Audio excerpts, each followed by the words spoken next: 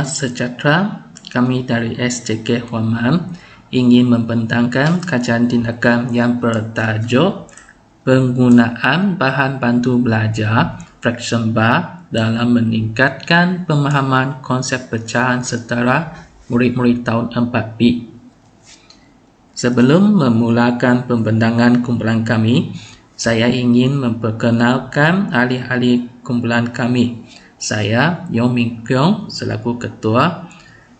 Yang kedua, Cik Christina Lau Yuen Yuen, Puan Tan Pui Ling, dan Puan Yi Mi Lai.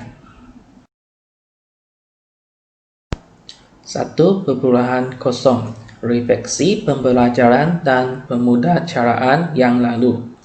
Tahun 4B terdiri daripada 21 orang murid dan 5 orang murid lulus matematik dari tahun 1 hingga tahun 3. Mereka tidak mampu menguasai konsep pecahan setara. Selain itu, penguasaan kemahiran penambahan pecahan wajar lemah. 2.0 Isu keprihatinan atau fokus kajian. Guru-guru telah berusaha untuk membantu murid-murid tahun 4B dalam menguasai konsep pecahan setara. Dengan itu, guru-guru telah memperkenalkan fraction bar untuk murid-murid dalam mempelajari konsep pecahan setara dengan cara yang lebih seronok. 3.0 Objektif dan soalan kajian. Objektif kajian adalah untuk mengkaji penggunaan fraction bar dalam meningkatkan pemahaman dan penguasaan murid-murid terhadap konsep pecahan setara dan menambah baik penyampaian PDPC matematik tentang konsep pecahan setara serta meningkatkan prestasi murid-murid dalam ujian penilaian. 4.0 Kumpulan sasaran. Kumpulan sasaran kajian tindakan ini merupakan murid-murid yang menghadapi masalah pecahan setara di mana mereka masih keliru dalam konsep pecahan setara.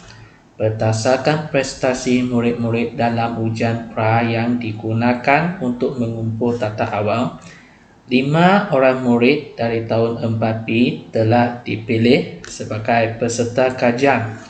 Jadual 1 merumuskan maklumat jantina bagi peserta kajian dan pelajar 1 menunjukkan taburan peserta kajian. 3 daripada 8 murid lelaki tidak menguasai konsep pecahan setara, manakala 2 daripada 8 orang murid perempuan tidak menguasai konsep pecahan setara. 5.0 Pelaksanaan kajian. 5.1 Tinjauan masalah. 5.1.1 Pemerhatian. Pemerhatian telah dilakukan untuk mengesan punca kelemahan murid dalam menguasai konsep pecahan setara. Kami telah membuat pemerhatian ke atas tingkah laku murid semasa proses pengajaran dan pembelajaran berlangsung sebelum dan selepas kajian. Sebelum kajian dijalankan, murid-murid kurang berminat dan tidak mempunyai keyakinan untuk membuat latihan pecahan setara. 5.1.2 Ujian pra. Ujian pra diberikan kepada kumpulan sasaran untuk mengesan sejauh mana kefahaman dan kemahiran murid-murid terhadap penguasaan pecahan setara dalam mata pelajaran matematik. 5.1.3 Analisis dokumen. Penyelidik juga mengumpul data melalui analisis dokumen terhadap latihan kerja rumah dan ujian diagnostik topik pecahan yang telah dijawab oleh murid-murid. 5.2 Analisis tinjauan masalah. 5.2.1 Analisis pemerhatian. Aktiviti pemerhatian telah dijalankan selama 2 minggu dalam kelas 4B. Berdasarkan pemerhatian yang dijalankan terhadap 5 orang murid dalam kumpulan sasaran, didapati kebanyakan murid-murid dalam kumpulan sasaran masih tidak dapat menguasai pecahan setara. Di samping itu, murid-murid tersebut juga kurang beryakinan diri untuk melibatkan diri dalam PDBC dan menjawab soalan yang ditanya oleh guru.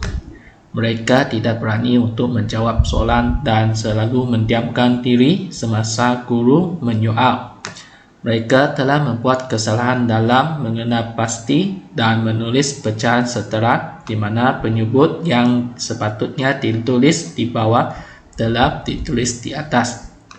Kesalahan ini mesti diperbetulkan dengan segera dengan memperbetulkan kefahaman mereka tentang konsep pecahan setara. Contoh-contoh kesalahan yang dilakukan oleh murid-murid adalah seperti berikut. 5.2.2 Ujian pra.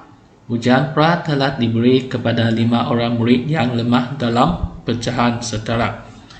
Keputusannya, murid pertama mendapat grade E, murid kedua mendapat grade D, murid ketiga mendapat grade C, murid keempat mendapat grade C, dan murid kelima mendapat grade C.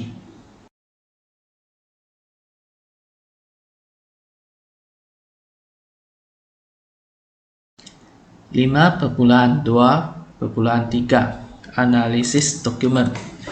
Penyelidik telah mengumpul data melalui analisis dokumen terhadap latihan kerja rumah dan ujian pra-topik pecahan yang telah dijawab oleh murid-murid. Penyelidik telah menganalisis kesilapan yang dilakukan oleh murid-murid dan mendapati tahap penguasaan murid-murid dalam konsep pecahan setara adalah sangat lemah. Murid-murid didapati tidak mampu mencari pecahan setara jika penyebut tidak diberikan dalam soalan. Selain itu, mereka juga tidak mampu mencari pecahan setara yang penyebutnya lebih kecil daripada pecahan yang ditunjukkan. 5.3 Tindakan yang dijalankan. Penyelidik telah menggunakan model Kurt Lewin dalam menjalankan kajian tindakan ini. Berdasarkan model tersebut, satu lingkaran langkah-langkah kajian tindakan adalah terdiri daripada 4 peringkat, yaitu perancangan, tindakan, pemerhatian, dan refleksi. Beliau mengatakan bahawa kajian tindakan merupakan satu proses yang berterusan. Hal ini bermaksud lingkaran kajian tindakan ini perlu diteruskan jika masalah atau isu yang dihadapi belum diselesaikan. 5.4 Pelaksanaan tindakan dan pemerhatian serta penilaian. 5.4.1 Pelaksanaan aktiviti. Fraction bar telah dihasilkan dan digunakan dalam PDBC. Langkah-langkah menggunakan fraction bar berwarna untuk mengenal pasti dan menentukan pecahan setara. Langkah 1. Terangkan pecahan setara yang ditunjukkan dalam fraction bar berwarna. Langkah kedua, ambil pecahan setara. Contohnya, 1/3 sama dengan 2/6 atau sama dengan 3/9. Langkah 3, padankan pecahan setara yang ditunjukkan dalam fraction bar berwarna dengan pecahan setara untuk melihat kepadanannya. Contohnya, 1/2 sama dengan 2/4 atau sama dengan 3/6 atau 4/8 atau 5/10. Para guru membimbing murid-murid menggunakan fraction bar. Hasilnya, murid-murid memahami pecahan separa menggunakan fraction bar.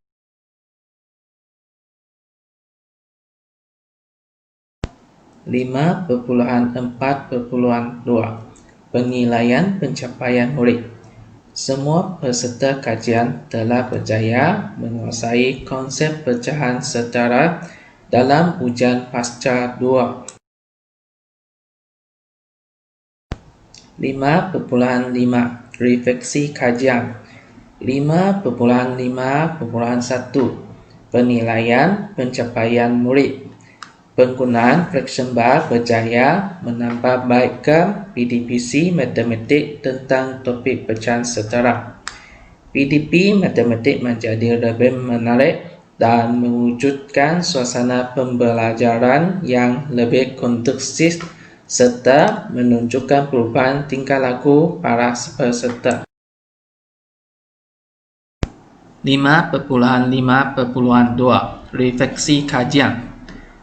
Penggunaan fraction bar telah berjaya meningkatkan pemahaman konsep pecahan setara peserta tahun 4B.